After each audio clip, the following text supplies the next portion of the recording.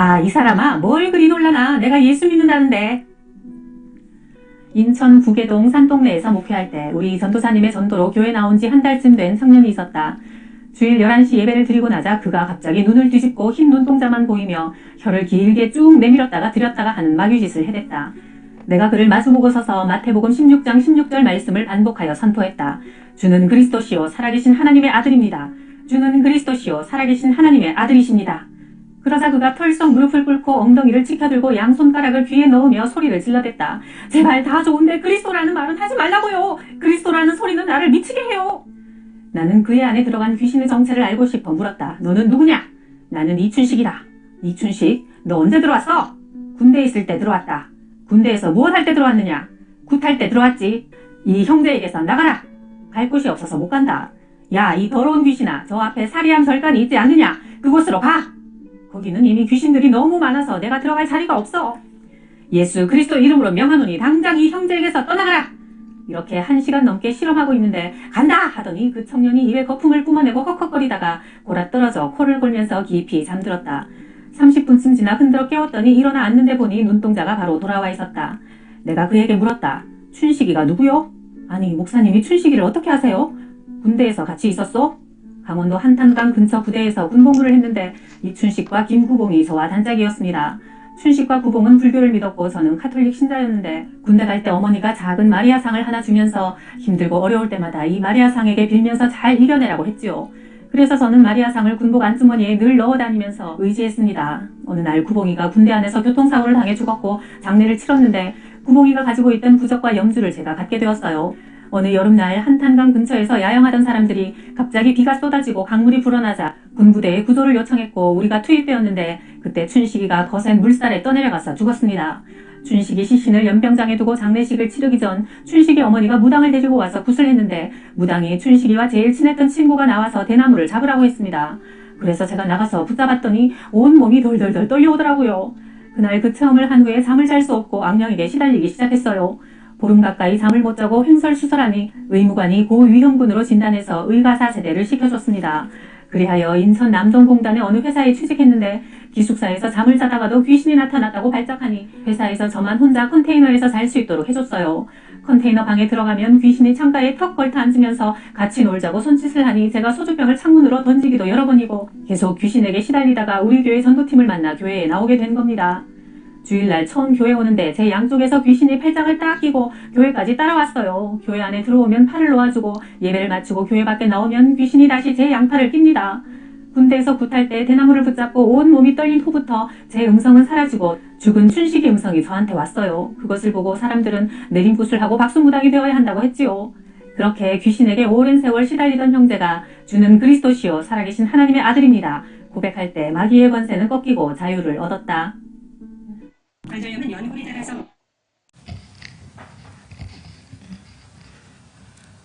안녕하세요. 저는 춘천 한마음교회 김여은이라고 합니다. 이렇게 귀한 자리에 이렇게 초대해 주신 목사님과 성도님들께 감사를 드립니다.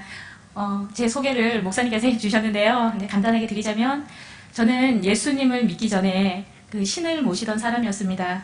실제로는 그게 악한 영입니다. 보통 저 같은 사람들을 무속인 또는 이렇게 무당이라고 부릅니다. 여러분들 이제 주위에서 무당이라는 말은 좀 많이 들어보셨을 텐데요. 아까 전에 말씀드렸죠. 무당이 뭐 하는 사람이냐면 자기 몸에 내린 그 귀신, 신이라고 우리가 얘기하지만 귀신을 모시는 사람이에요. 우리나라는 대부분 이제 조상신을 모시는데 실상은 조상이 아니라 조상의 모습을 하고 오는 그 악한 영입니다.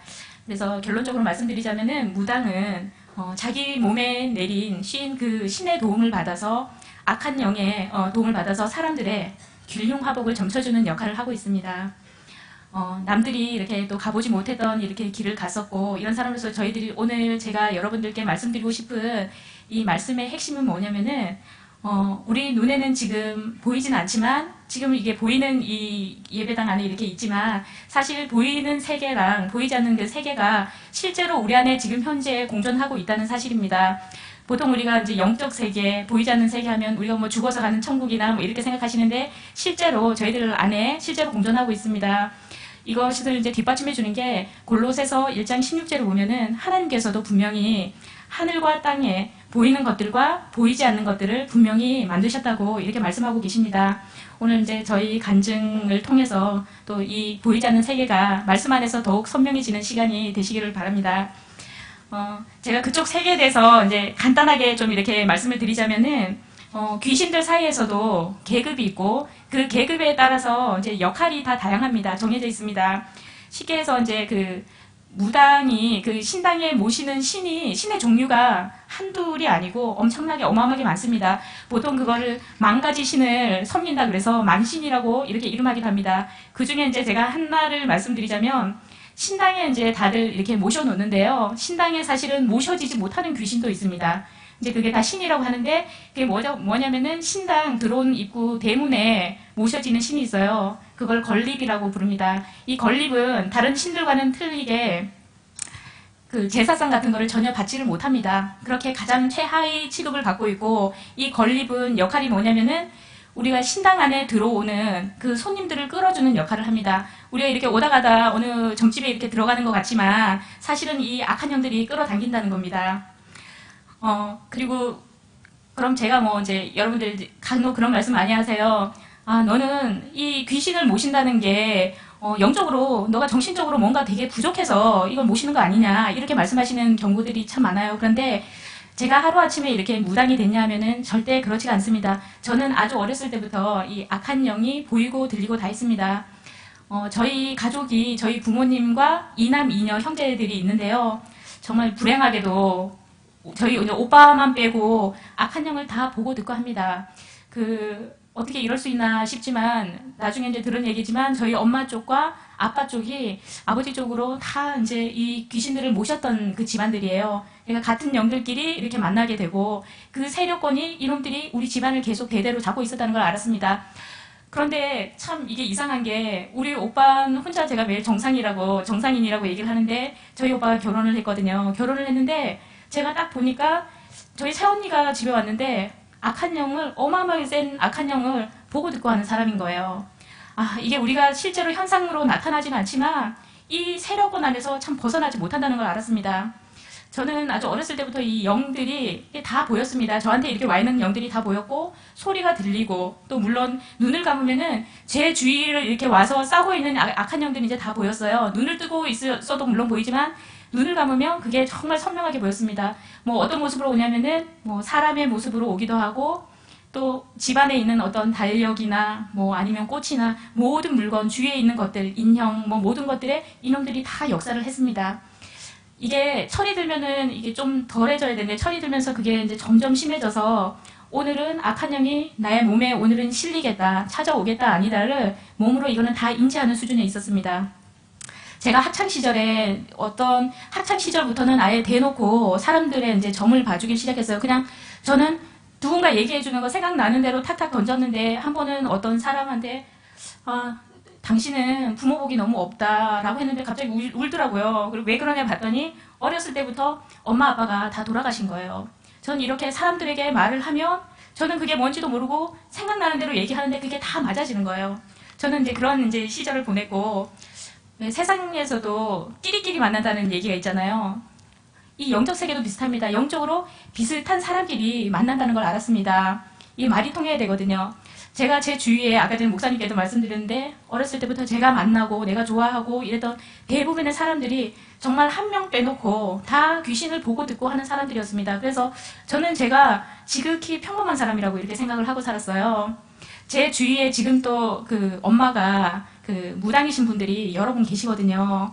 저의 이제 지금 현재 예수님 믿기 전에 영적 실상이 그렇습니다.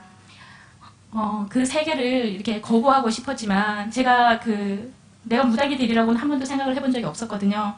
어느샌가 이제 제 손으로 돈을 벌기 시작하면서부터 서울에서 이제 유명하다 하는 점집은 제가 다 찾아다녔습니다. 가면은 이 집은 진짜로 보는 집이고 이 집은 아니다, 용하다 아니다를 제가 다 알고 다녔습니다. 그냥 다 제가 점을 치는 거예요. 그리고 또 어떤 집에 이렇게 들어가면은 무당들의 반응이 너무 이상한 거예요. 저를 보는 반응이 막 깜짝 놀라면서 너한테 씌어있는 이 내린 신이 너무나 세고 너무나 커서 당신 정께는 보이지 않는다 이렇게 얘기하고 또 어떤 무당은 갔더니 당신이 왜 여길 왔냐, 당신이 더 잘할 거 아니냐, 당신이 날 봐줘야지 이렇게 얘기하기도 하고, 어떤 무당은 저를 이제 점을 이렇게 봐주다가 갑자기 씩 웃는 거예요. 그래서 왜 웃냐 그랬더니 웃으면서 당신이 있어야 될 자리가 여기입니다. 당신이 나를 봐줘야 될 사람인데 여기 와서 이렇게 보고 앉아있냐 이렇게 얘기하고, 뭐 또 어떤 무당들은 가면은 너무나 좋아하는 거예요. 막 황송해 하면서 막 그 손님들이 시주하고 간 그 신당의 밑에 보면은 값비싼 물건들이 많거든요. 그거를 하면서 그거를 저한테 주면서 자기한테 임한 그 신이 저를 너무 좋아한다고, 황송하다고, 이거를 가져가라 그런다고. 저는 그런 물건들을 받은 게 한두 번이 아닙니다. 제가 이런 말들을, 이런 현상들을 정말 다 무시하고 싶은데 무시할 수 없었던 게 뭐냐면은, 제가 어렸을 때부터 보고 자란 게 있잖아요. 저희 엄마는 저보다 훨씬 더 센 무당팔자입니다. 그런데 그 길을 가야 되는데 저희 엄마가 그걸 거부하셨어요. 그리고 가지 않았고, 제가 평생 저희 엄마가 어떤 고통에서 살고 계셨는지를 제가 똑똑히 봤잖아요. 정말 내가 무당의 길을 가야 된다고 생각했을 때 사실은 정말 죽고 싶거든요. 근데 정말 죽을 수도 없었던 게, 내가 이게 피할 수 없는 게 내가 받지 않으면, 사실 제가 무당이 된 것도 저희 엄마가 받지 않았는 게 저한테 왔다는 걸 저는 알고 있었거든요.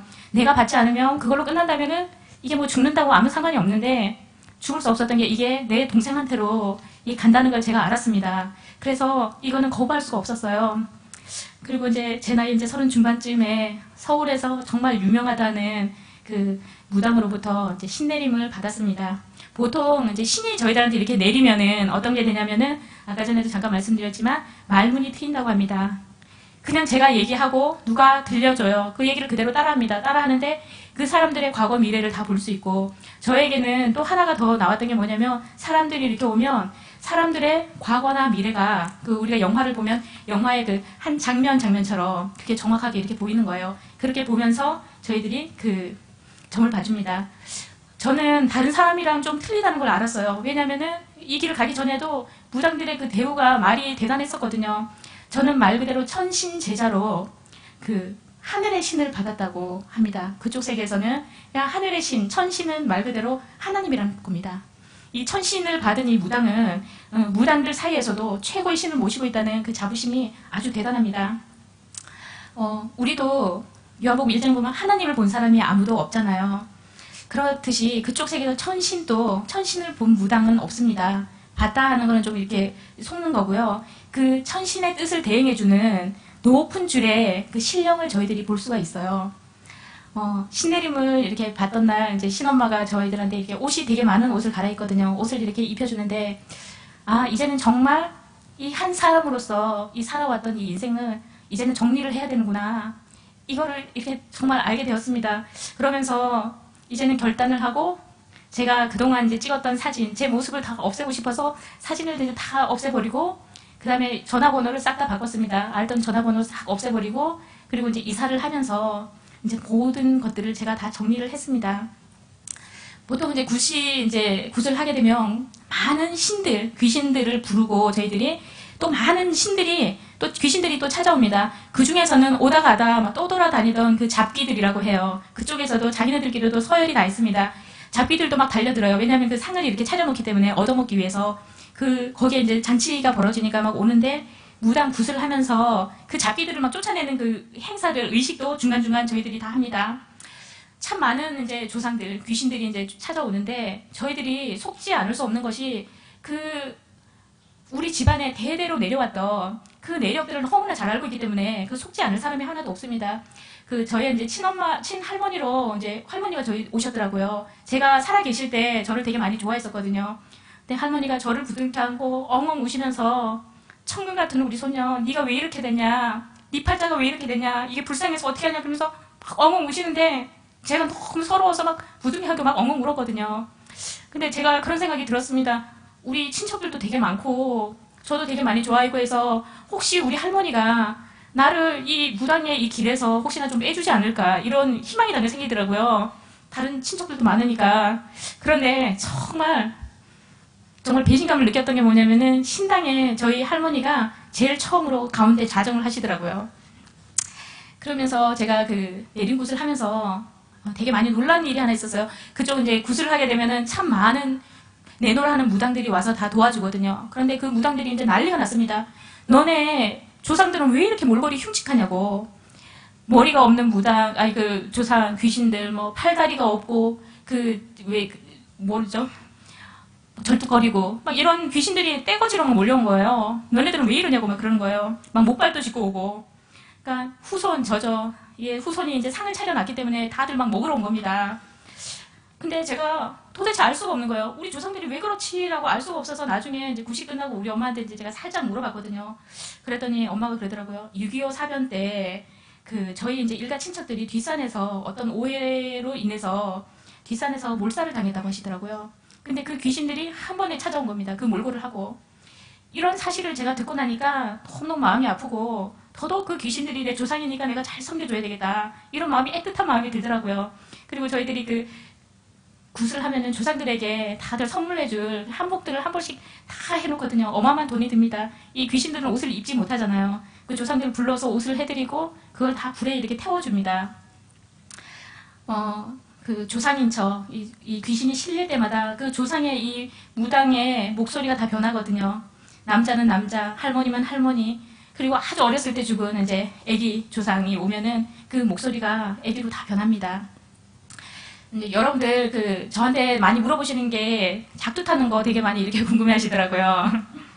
근데 작두 타는 날에는 아침부터 아주 새벽부터 작두날을 아주 시퍼렇게 갑니다. 그리고 그 시퍼렇게 가는 거에다 사람들이 작두 탈 때는 많은 사람들이 몰려오거든요. 주위에 삥 둘러섭니다. 그러면은 그 작두날에다가 저희들이 이 종이 한 장을 갖다가 이렇게 싹 올려서 하면은 예리하게 그렇게 싹 갈려버립니다. 이렇게 해도 힘을 안 줘도 싹 갈릴 정도로.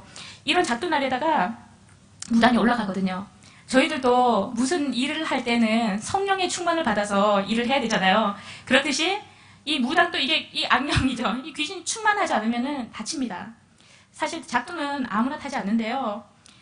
사람들이 거기 구경 온 사람들이 다 압니다.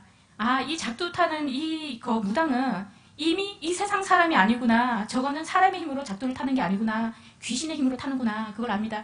무당들이 올라갈 때 작두 타면은 얇은 버선 하나만 이렇게 신고 올라가거든요. 근데 거기서 춤을 춥니다. 하는데 내려오면은 그 작두 날만 보일 정도로 살짝 이렇게 작두 날 그 자국만 남을 정도로 다치지가 않습니다. 만약 이게 충만하지 않으면은 사고도 나기도 합니다. 악한 영들이 신당에 손님들이 오면은 그 사람의 아주 약한 부분을 가지고 아주 교묘하게 건드립니다. 보통 대부분 돈이나 건강, 이성이나 명예, 이 중에 하나만 건드려도 대부분 사람들이 다 걸려듭니다. 그들이 걸려드는 게 바보고 너무나 어리석어서 이렇게 걸려드는 게 아니라 이 무당이 과거를 너무나 잘 맞히잖아요. 이 귀신이니까 지나온 과거를 너무나 잘 맞추다 보니까 사람들이 우리가 미래는 가보지 않았잖아요. 미래는 가보지 않았기 때문에 미래에 어떤 일이 벌어질 것이다 라고 무당이 얘기를 해줍니다. 근데 그게 일어나면은 어쩔 수 없는 거고 무당이 용한 무당이고 만약에 그게 일어나지 않았다. 그러면 또 무당의 덕입니다. 내가 기도해서. 왜냐면은 한 사람의 미래를 그렇게 정확하게 맞출 수가 없습니다. 왜냐하면 이 과거야 지나간 거니까 이놈들이 봤던 거니까 맞출 수가 있지만 우리는 원래 근원이 하나님의 자녀로 만들어졌잖아요. 우리의 모든 삶의 주관자는 오직 하나님 한 분이십니다. 우리의 미래까지 이 귀신들이 터치할 수 있는 영역이 아닙니다. 그런데 그 사람들이 그렇게 빨려 들어가는 게 뭐냐면은 과거를 그렇게 잘 맞추고 하니까 우리의 미래가 다 정해져 있다고 생각하는 겁니다. 내가 아무리 용을 써도 어느 성까지는 내 이 팔자의 이 범위 내에서는 절대로 내가 벗어날 수 없구나. 이렇게 하기 때문에 다들 걸려 들어갑니다. 그리고 보통 이제 여러분들이 이제 굿 한 번 하면 그 비용이 얼마 정도 드냐 이렇게 또 궁금해 하시잖아요. 얼마 받냐. 보통 이제 굿의 성격상 조금씩 차이가 나긴 하지만 보통 여러분들이 잘 아실 만한 분들 연예인 이러신 분들은 한 번 굿을 하는데 한 5천만 원 정도는 그냥 들어갑니다. 그대로 받고 보통 일반적으로 이제 굿을 해도 보통 1,000만 원 정도는 기본입니다. 물론 아주 동네 작은 데서는 이제 몇백씩 이렇게 하지만 사실 제가 저한테 이제 우리 거기에 오셨던 그분 제가 지금 TV로 가끔 이렇게 보고 계시거든요. 근데 되게 안타깝잖아요. 사실은 똑같은 소용돌이에서 거기서 지금 벗어나지 못하고 되게 힘든 걸 제가 알고 있거든요. 이게 뭐냐면은 사실 이 귀신을 통해서 이거를 내 미래를 잘 해결받겠다 하는 것 자체가 모순입니다. 더 악한 영들을 계속 끌어들이는 그게 꼴입니다. 그러면은 이렇게 귀신들을 잘 섬겨줬던 이 무당들의 그 마지막은 얼마나 행복할까 그런 생각도 들잖아요. 그런데 그 무당들의 그 마지막은 아주 비참합니다. 대부분 이제 그 무당들이 자기의 끝이 어떨 거라는 거 사실은 알고 있는 무당들이 되게 많습니다. 사실은 그 얘기를 하거든요. 악한 영은 그 사람의, 그 무당의 그 소형 가치가 떨어지면은 필요할 때는 부려먹고 소형 가치가 떨어지면 아주 비참하게 버리고 그냥 떠납니다. 그냥 비참하게 버린다는 게 그냥 떠나도 되잖아요. 몸을 친다던가 이제 사실은 나중에는 죽이는 경우까지 있습니다. 그렇게 죽어나가는 비참하게 대부분의 무당의 끝이 그렇습니다. 나중에 제가 이렇게 안 사실이지만 그 악한 영은 그 나라의 정서에 맞게 아주 교묘하게 변장을 하고 온다는 걸 알았습니다. 이게 사실은 그 악한 영들이 대부분 조상이라고 하면 조상으로 와야 되잖아요. 우리나라는 그 유교 사상이 아주 투철하고 하기 때문에 이게 조상의 모습으로 오고, 중국 같은 데는 그럼 조상으로 와야 되는데 조상으로 오지 않습니다. 그 모습을 그 중국 같은 데는 영웅 심리가 되게 뛰어나대요. 그래서 아주 유명했던 그런 장군의 모습을 하고 옵니다. 그래서 그 장군을 모시는 거고요. 서양에서는 뭐 조상이나 뭐 어떤 그런 것들도 별로 상관이 없고, 그 친구가 되게 대접을 받는다고 하더라고요. 죽은 친구가 연매로 옵니다. 정말 아주 교묘하게 각 나라의 정서에 맞게 아주 대접하기 좋은 모습을 하고 온다는 걸 제가 알았습니다. 그럭저럭 이제 그 신당 이제 생활을 하던 날, 어느 날은 이제 제가 되게 그날따라 되게 충만한 마음이 들더라고요. 오늘은 이제 이 조상들을 정말 정성스럽게 잘 대접을 해줘야 되겠다. 아침부터 막 쓸고 닦고 하고 상을 차려가고 그 다 대접을 하고 제가 일일이 다 이렇게 제를 지냈습니다. 이제 절을 이렇게 딱 하는데, 지금 또 어떻게 이렇게 그런 일이 생각해보면 일어날 수 있을까 하는 놀라운 일이 일어났습니다. 그 일일이 제가 이제 그 조상들한테 절을 이렇게 해주고 있는데 제 입에서 아멘이라는 말이 튀어나오는 거예요. 그래갖고 제가 너무 놀래갖고, 아니 이 귀신들은 다 알거든요. 아니 이게 무슨 마귀 역사나 그때는.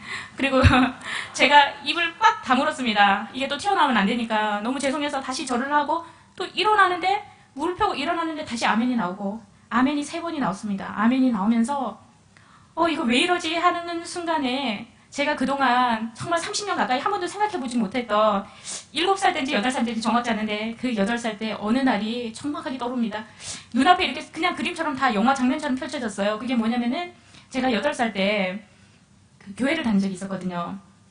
뭐냐면은 그날따라 엄마가 교회를 되게 외진데 살았기 때문에, 외딴 곳에 살았기 때문에 엄마가 위험하고 가지 말라고 하는데 그 어린 나이에 그 산을 고개를 넘어서 그 교회를 가려고, 왜냐면은 하나님이 나를 기다리신다고 생각하니까, 그때는 하나님이 교회에 있다고 생각을 했어요, 제가. 그래서 하나님이 기다리기 때문에 빨리 가야 된다고 그 고개를 넘어가면서 제가 깡총깡총 너무 신나서 뛰어가던 그 일이 딱 떠오르는 겁니다. 사실은 거기 이렇게 탁 뛰어서 깡총깡총 내려가는데 제가 이쪽 손이 그냥 따끔한 거예요, 여기가. 그래서 뭐지 하고 보니까 피가 딱 나 있더라고요. 그래서 내가 뭐지 하고 옆을 탁 돌아봤는데, 저는 그 외딴 데는 풀이 되게 이렇게, 풀에 이렇게 딱 쓸려도 피가 나거든요, 베이면. 그런가 보다 하고 딱 옆을 봤는데, 제가 키도 작았는데 옆에 이렇게 딱 보니까 눈이 2개가 있더라고요. 그게 뱀이에요. 뱀이 이렇게 머리를 들고 있더라고요. 근데 지금 제가 그런 일을 겪었다 그러면 아마 기절을 했을 거예요. 그랬는데 그때는 하나님이 나를 기다린다고 생각해서 너무 급하니까 피를 싹 따고 갔던 일이 그 신당에서 그대로 보였습니다. 나중에 제가 교회 사람들한테 그냥 무심코 이런 얘기를 했는데 사람들이 다 경악을 하는 거예요. 왜 그러냐 그랬더니 뱀이 머리를 이렇게 들고 있는 거는 다 독사라 그러더라고요.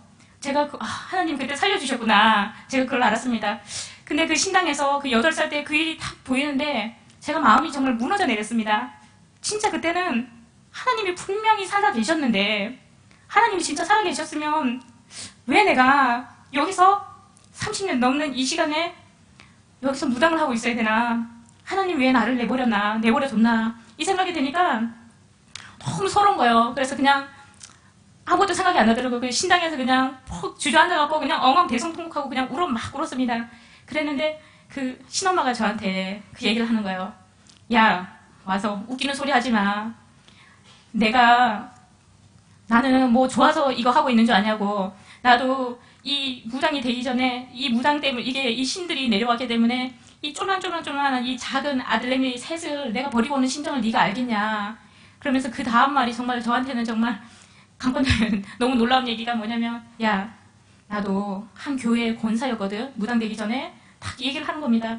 그런데 제가 그 일이 있고부터 권사님도 못 빠져나온 걸 제가 어떻게 빠져나오겠어요. 거기서 또 포기를 하고 그럭저럭 있는데 제 마음에서 계속 희망이 생기는 겁니다. 그때 그게 너무나 선명한 거예요. 제가 하나님에 대해서 인지했던 그때 하나님 분명히 살아계셨는데 진짜 하나님 살아계셨는데 정말 그 생각이 드니까 하루도 정말 여기서 더 있고 싶지가 않은 거예요. 야, 내가 죽어서도 정말 여기서 벗어날 수 있다 그러면 내가 정말 벗어나야 되겠다 이 생각이 너무나 간절했어요.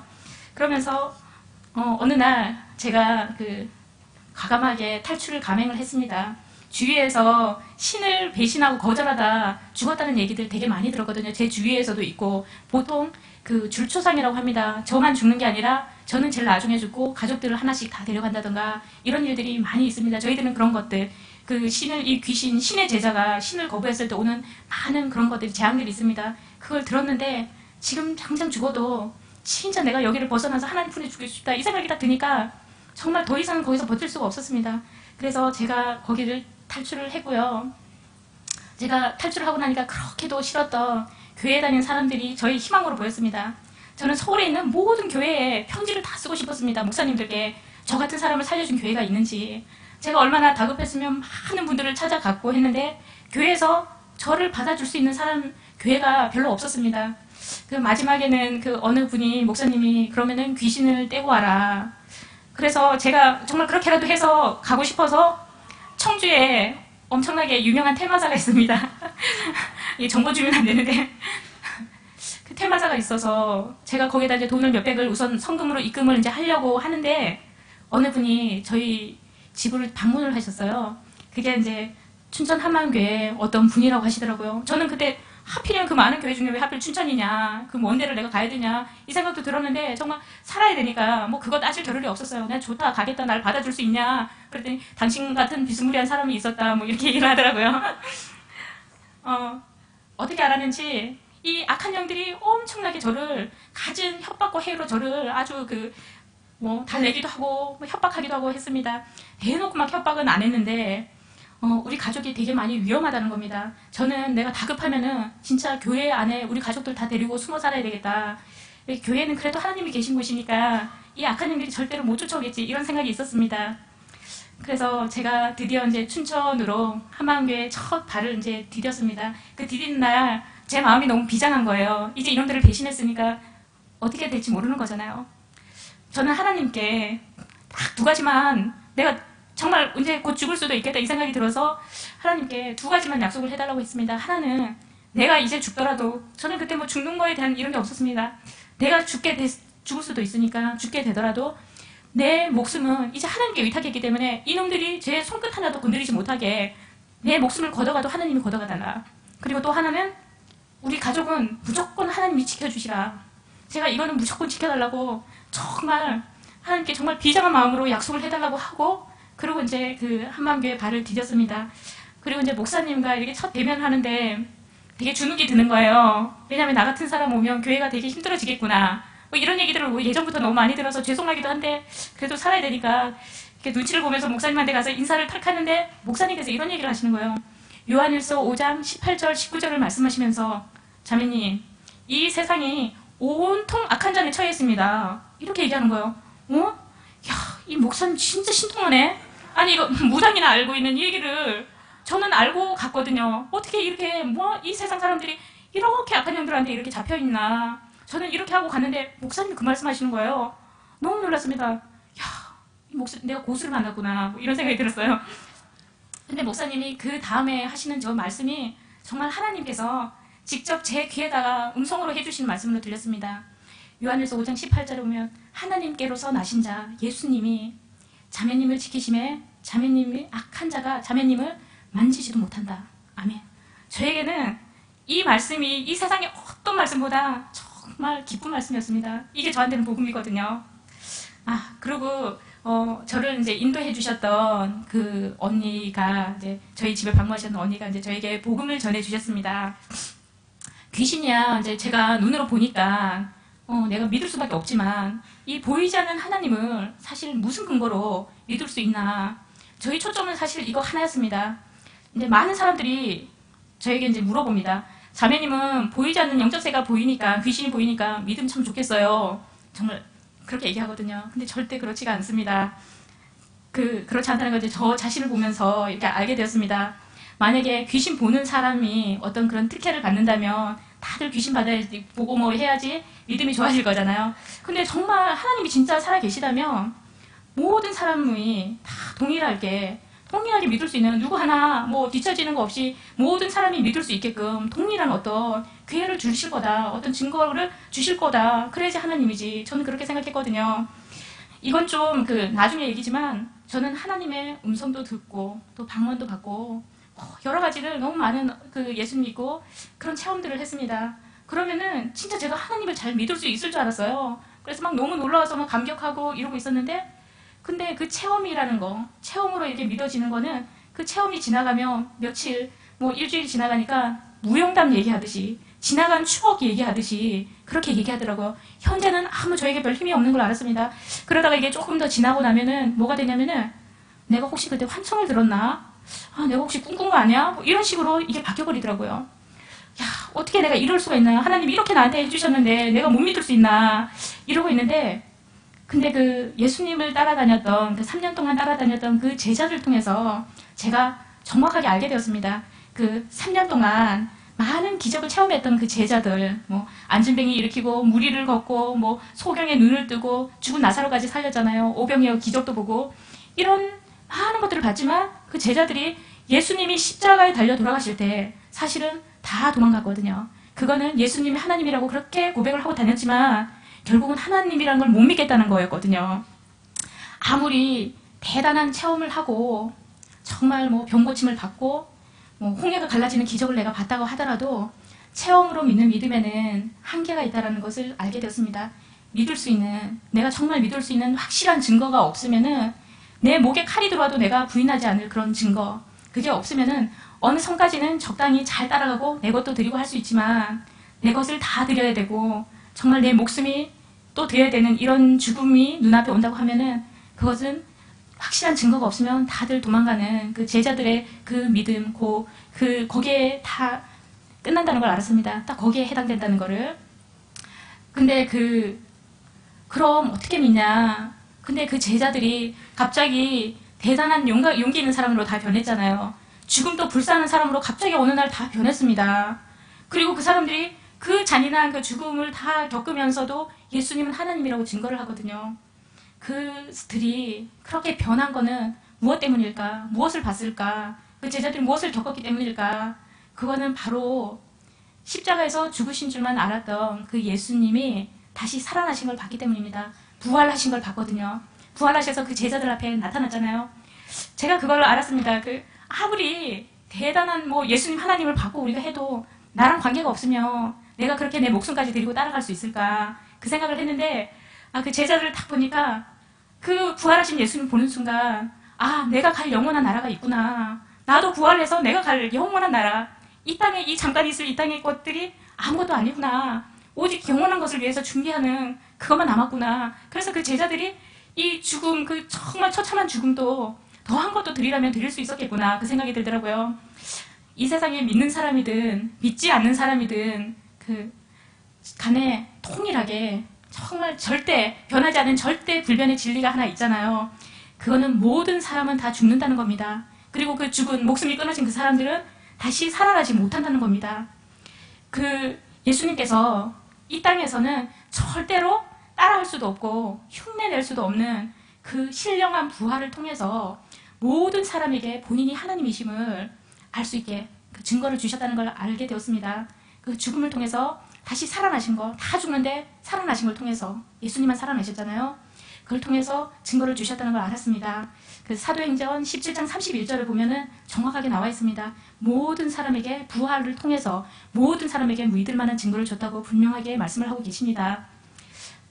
제가 사실 진짜 놀란 거는 예수님의 그 생애가 십자가에서 죽으시고 부활하시고 33년 가까이 사셨던 이 모든 것들이 어느 날 뚝딱 일어났던 그 사건이 아니라는 것을 알았습니다. 예수님에 대해서 구약을 통해서 이미 수천 년 동안 예수님에 대해서 이미 다 예언이 되어 있었다는 걸 알았습니다. 사람이 기질대로 이렇게 말씀을 받는다고 무당들도 한 사람의 미래를 맞추는 거는 불가능하거든요. 이 악한 영들이 보여주는 대로 얘기할 뿐입니다. 근데 한 사람의 미래를 무당들이 5년, 10년도 맞추기 힘들거든요. 그리고 두세 사람만 모이면, 무당이 모이면 그 사람의 미래가 다 틀려집니다. 그런데 네, 하물며 그 수천 년에 걸쳐서 예수님에 대해서 예언된 게 예수님 태어나기 전부터 수천 년에 걸쳐서 수백 가지의 예언을 수많은 선지자들의 입을 통해서 동일하게 예언이 되어 있었다는 것은 이거는 있을 수가 없는 일이고, 또 예수님께서 그 수백 가지의 예언을 하나의 오차도 없이 정확하게 맞춤으로 인해서 그대로 다 이루심으로써 본인이 하나님이신 것을 저희들한테 정확하게 증거를 해주시는 겁니다. 그러면서 그 부활의 복음, 이 놀라운 복음을 듣고 이거만큼 제가 너무나 놀랍게 들었던 거는 그 죄에 대한 말씀이셨습니다. 우리가 알고 있는 죄는, 이 세상의 죄는 도둑질하고 살인하고 이런 것들이 죄잖아요. 그런데 하나님이 보시기에 그 죄는 도둑질하고 살인하는 것이 하나님이 보시기에, 하나님이 책망하시는 그 죄가 아니라 부활로, 아까 전에 부활을 통해서 모든 사람에게 믿을 만한 동일한 증거를 주셨다고 하셨잖아요. 부활을 통해서 모든 사람에게 믿을 만한 증거를 줬는데도 내가 하나님을 믿지 않고, 내가 배척하고, 내가 여전히 주인되고, 내가 하나님 행세하고 하나님 무시하고, 이게 살았던, 이게 죄라는 것을 제가 알았습니다. 그러면서 언니가, 연아, 마귀가 뭐가 마귀인지 아니? 마귀는 제가 이렇게 모셔봤잖아요. 내가 그것들이랑 같이 살았는데, 마귀는 결국 하나님이 보시기에 이 마귀는 다른 게 마귀가 아니다. 하나님은 이 중심을 보신다고 하셨는데, 다른 게 아니라 창조주 하나님을 무시하고 여전히 내 힘으로 내가 주인 되어서 내 마음대로 살면서 입으로는 주여 주여 하고 내 마음대로 사는, 이게 마귀다. 이 중심이 바로 마귀 중심이랑 동일하다. 이 말씀을 하시는데 제가 너무 충격을 받았습니다. 그러면서 로마서 14장 9절을 보니까 하나님께서 저희들에게 이루어주시는 이 모든 거의 결국이 뭔지를 알겠는 거예요. 예수님께서 이렇게 십자가의 예언을 통해서 십자가에서 죽으시고 부활하셔서 이분이 하나님이심을 알려주시고 이 모든 것들을 이루어주셨는데, 이거의 궁극적인 목적이 뭐냐면은 우리의 주인 되어주시기 위함이라는 것을 알았습니다. 이 복음의 결국이 이 마귀를, 이 귀신을 다들 끌어안고 살고 있거든요. 근데 이 귀신이 떠나고 예수님, 본래 우리의 주인, 예수님이 우리의 주인으로 오시는 겁니다. 예수님께서 이 모든 것들을 위해서 결국 이 모든 것들을 수천 년 동안 계획하고 이뤘다는 걸 알았습니다. 나의 원래 주인이 예수님이라는 걸 알아지는 순간, 그동안 이 악한 영을 몸의 주인이라고, 몸주, 자기네들이 몸의 몸주라고 하거든요. 몸주라고 하면서 하나님 행세하는 겁니다. 똑같이 흉내내면서 몸주로 이렇게 내가 모셨던 시간들이 생각나면서, 지금까지 내가 이렇게까지 속고 유린당하고 살았구나. 결국은 이게 저한테만의 국한된 문제가 아니잖아요. 그리고 내가 이런 비참한 삶을 살 수밖에 없었던 것이, 저는 내 가족들도 부모님들도 많이 원망했거든요. 엄마가 받았으면 내가 무당의 길을 가지 않았을 텐데, 우리 집안의 기류가 이래서 이런 원망이 있었습니다. 나는 내 동생을 위해서 내가 희생을 하는 건데, 이런 마음이 있었는데, 그게 아니라 하나님께서는 저를 말씀하셨습니다. 내 중심을, 내가 창조주 하나님을 배척하고 내가 내 마음대로 살았던 게 맞잖아요. 예수님을 모셔야 될 이 마음 보좌에 마귀를 끌어들이고 산 내 삶의 결과물이라는 걸 제가 알았습니다. 그러니까 제가 정말 거기에 굴복될 수밖에 없었습니다. 그러면서 언니가, 이제는 내가 주인 되어서 내 마음대로 이렇게 살았던 것에서 돌이키고 이제는 예수님을 주인으로 영접하라고 하면서 계시록 3장 20절을 찾아주셨습니다.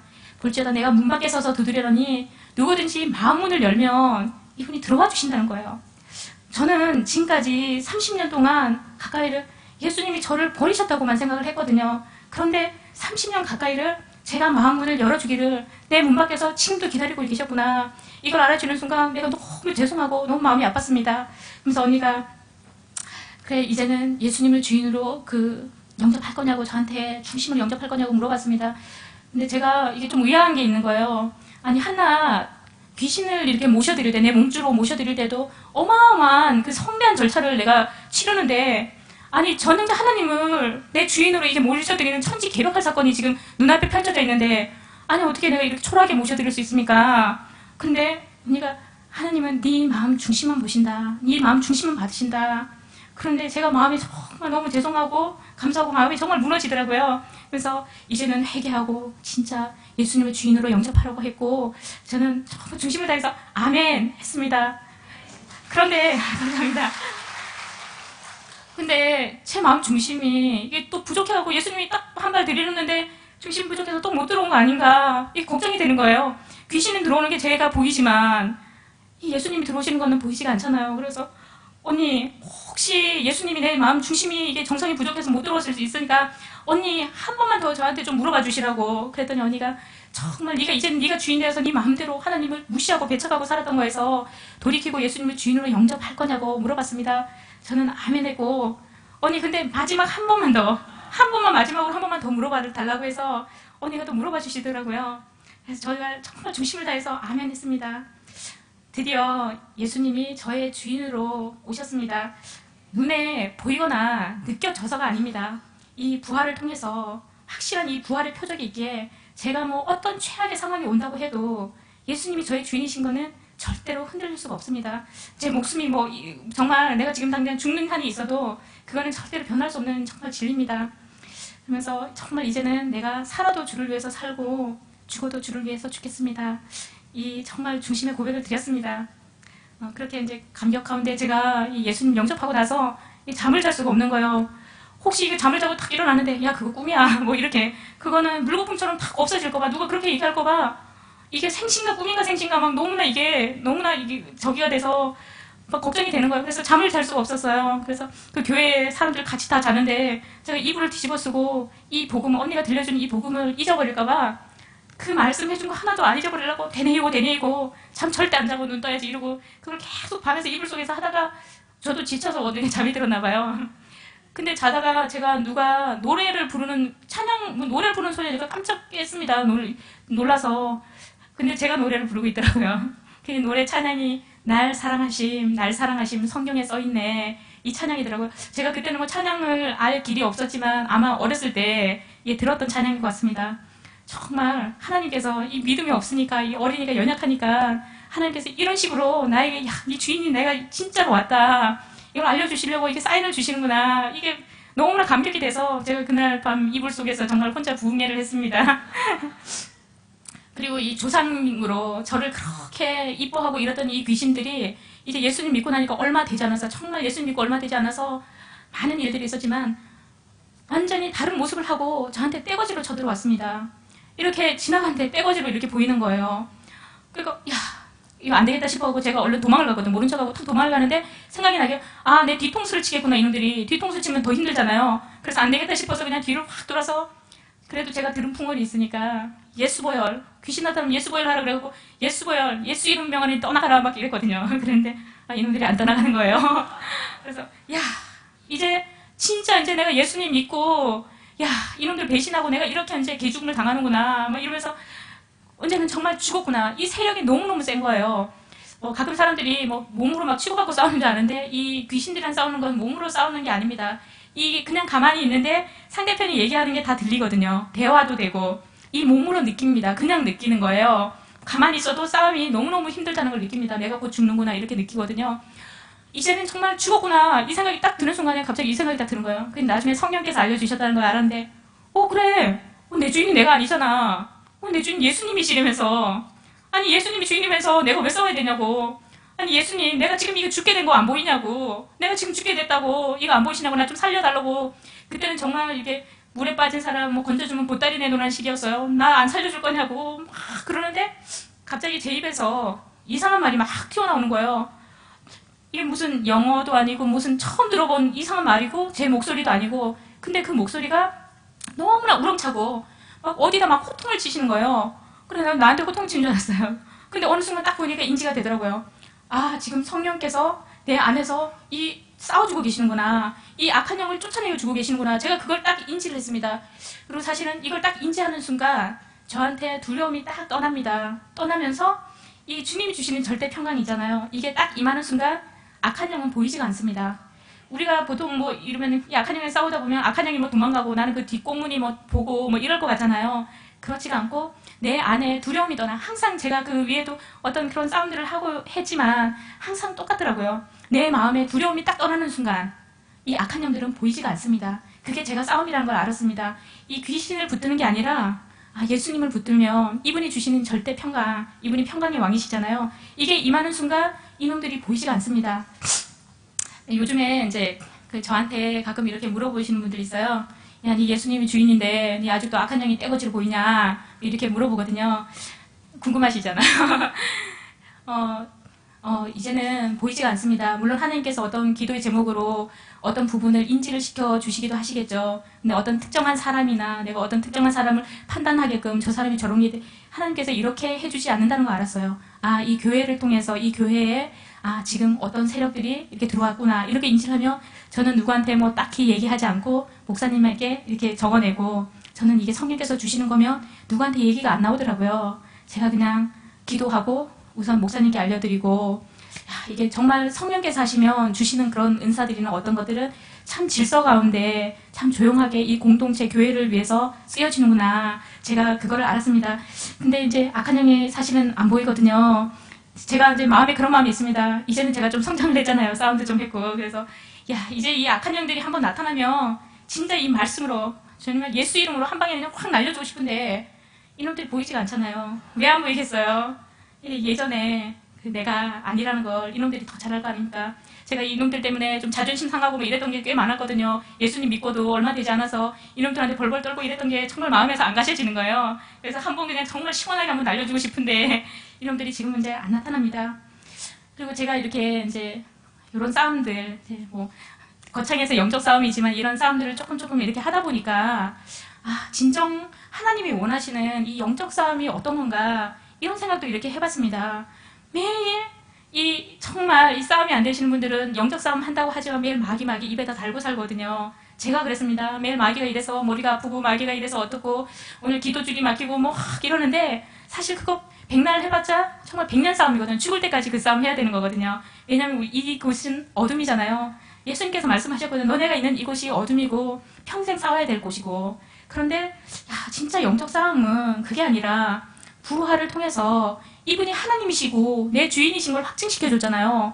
그러면 내가 내 주인을 붙드는 이 싸움을 하면 끝나는 거겠구나 이 생각이 드는 거예요. 물론 우리가 마귀를 대적해서 쫓아내고 하지만 진짜 내 주인을 딱 붙들고 있으면 이분이 만왕의 왕이시잖아요. 전능자 하나님.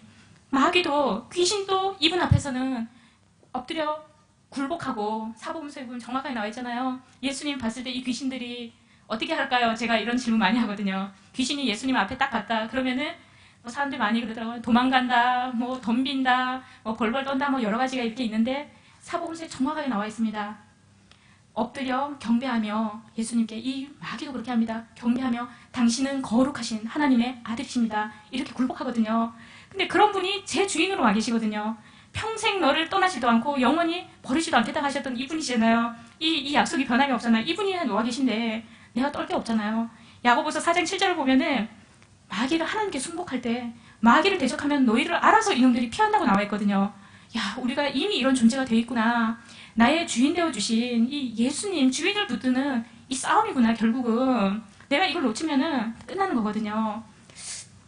그러면서 어떻게 아셨는지 이제 저보다도 이제 저희 교회에 저보다 훨씬 영험하고 뭐 대단하신 무당분들이 가끔씩 찾아오세요. 그분들이 그냥 찾아오는 게 아니고 목숨을 걸고 오시거든요. 너무나 귀한 분들입니다. 이제 다 속는 게 아니고 무당들 사이에서도 이게 악한 영인지 알지만 어떻게 여기서 소나기에서 빠져나갈 어떤 절대자를 찾지 못하기 때문에 그냥 거기서 안주하는 거거든요. 그런데 저 같은 사람이 있고 이런 간증을 보면서 목숨을 걸고 그분들이 찾아오십니다. 제가 그런 분들께 이게 복음을 증거하며 다른 얘기 하지 않습니다. 예수님에 대해서 얘기를 해주거든요. 복음을 증거하면은 그 싸움이 처음에는 만만치 않습니다. 이게 무당이 이렇게 딱 와서 제가 복음을 증거하며 악한 영들이 이렇게 그 사람한테 계속 방해를 합니다. 얘기를 계속 끊임없이 얘기를 해줘요. 그러면 이분은 저한테 마귀가 귀신이 해준 얘기를 또 저한테 동시통역을 또 해줍니다. 그런데 이제 제가 한 번은 이제 갔는데 이분을 만나러 갔는데 어마어마하신 분이라는 걸 제가 알고 갔어요. 그래서 이놈들 쫓아내기 엄청 힘들겠구나. 내가 저놈들을 이분한테서 쫓아내주고 예수님을 정말 주민으로 영접하게끔 해줘야 되는 그 싸움을 해야 되거든요. 섣불리 건드렸다가는 내가 정말 그 주인이 바꿔치지가 않으면은 그분은 너무나 비참해지거든요. 나중에 더 비참해지고 이놈들이 가만 놔주지 않습니다. 이 배신한 거에 대한 거. 그렇기 때문에 정말 비장한 마음으로 그분께 복음을 증거하러 이제 정말 죽으면 죽으리다 이 마음으로 제가 거기를 탁 갔는데 갑자기 그런 거예요. 그 무당분이 이놈이요 엄청 세게 나온다고 그러네요. 이렇게 얘기하는 거예요. 그리고 제가 이제 그러면 그럴 거예요. 저는 그냥 그렇게 얘기를 합니다. 그리고 제가 얼마나 이 부활에 대해서 이 마귀들이 가리는지를 알았습니다. 제가 예수님이 십자가에 죽고 부활하셨다. 사망 권세를 깨쳤다. 우리가 거기에 적용이 된다. 우리도 죽어서 이게 끝이 아니다. 그걸 예수님께서 이 땅에 와서 너네들을 통해 우리를 보라고 알려주신 거다. 너네들이 죽어서 여기서 끝이 아니다. 사망 권세를 깨뜨려서 우리한테 보여주신 거다. 이분이 부활하셨다라고 딱 얘기를 했는데 이 무당분이 또 어떤 분이 그런 거예요. 근데요 언니 이러는 거예요. 얘네들이 예수님이 쌍둥이라고 그러는데요. 이렇게 얘기하는 거예요. 이분이 다시 살아나신 게 아니라 쌍둥이라는 겁니다. 야, 진짜 마귀다운 대답이더라고요. 이게 참 교묘하구나. 이렇게까지 이놈들이 거짓의 압이구나. 제가 이런 걸 알았습니다. 이런 분들을 제가 이렇게 만날 때면 성령께서 주시는 마음이 있습니다. 제가 뭐 이렇게 악한 영이 인지가 되거든요. 어떤 영이 이렇게 잡혀있는지 성령께서 알려주시는 경우가 있어요. 왜냐면 싸워야 되니까. 제가 막, 그러면은 제가 막 요란하게, 무당이 귀신 쫓아내듯이 막 요란하게 막 쪼고 막 그럴 것 같잖아요. 그래서 저 슬슬 피하는 사람들도 있는데, 그런데 정말 그렇게 요란할 필요가 없겠더라고요. 왜냐면 이놈들이 가장 무서워하는 게 저는 뭔지를 알거든요. 그거는 바로 다른 것들도 아닌 말씀입니다. 그게 하나님의 말씀. 이놈들 말씀을 얘기할 때, 내가 말씀을 전할 때 어느 순간 다 떠납니다. 거의 더 이상 거기서 버티지 못합니다. 제가 뭐 능력 있거나 제가 대단한 게 아니라 하나님의 말씀이 누가 전해도 이 하나님의 말씀 앞에 이놈들이 버텨내지를 못합니다. 그리고 이렇게 예수님을 다 영접을 합니다. 그렇게 이렇게 악한 영들한테 이렇게 시달리고 또 불안한 사람들에게 성령께서 이제 저한테 이렇게 주시는 그 마음이 항상 평강 가운데로 그분들을 다 인도를 이렇게 해주시더라고요. 그래서 야, 예수님을 주인으로 모시면 저 사람처럼 저렇게 평안할 수 있구나. 저렇게 살 수도 있구나. 저 많이 이렇게 편해 보이시잖아요. 이렇게 제가 저 모습이 또 그분들에게 이렇게 희망이라는 걸 제가 알았습니다. 그리고 요즘 이제 외부에서 가끔 전화들을 좀 자주 이렇게 주시거든요. 근데 자매님, 귀신 쫓아내는, 어떻게 하면 귀신을 그렇게 쫓아내냐고 이렇게 얘기를 합니다. 귀신 쫓아내는 방법 좀 가르쳐 주세요 하거든요. 제 대답은 단순합니다. 복음이면 됩니다. 예수님 한 분으로 충분합니다. 근데 그러세요? 예, 당연하죠. 근데 그거 말고 하여튼 구체적인 방법을 알려달라고.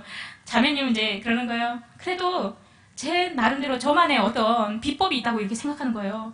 이 세상에 어떤 것으로 이 영물인 이 마귀, 이 악한 영들을 우리가 대적할 수 있겠습니까? 쫓아낼 수 있겠습니까? 정말 예수님 아니고는 절대로 불가능한 일입니다. 그리고 이제 그 복음이 저희 가족들도 다 살렸습니다. 사실 이제 남동생 빼고는 이제 기도 대상인데요. 빼고는 저희 가족 모두 예수님을 정말 주인으로 영접을 했습니다. 네. 네, 감사합니다.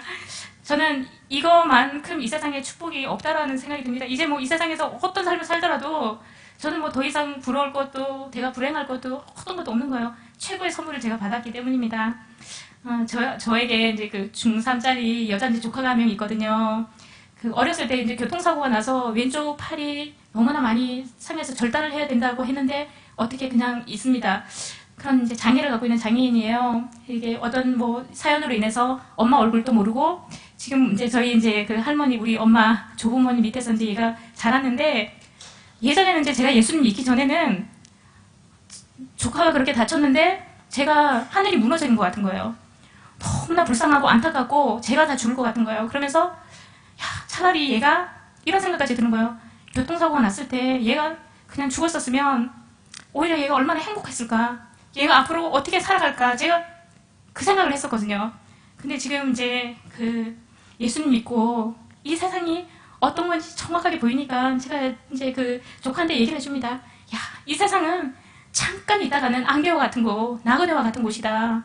여기서 네가 팔이 하나가 없으면 어떻고 뭐가 없으면 어떻냐. 진짜 이 땅에서 가장 귀한 게 네가 마음이 정말 가난해져서 이 하나님을 의지할 수 있는 이 환경이 이 세상에서 하나님 보시기에 가장 축복 아니겠냐. 제가 그 말을 해주거든요.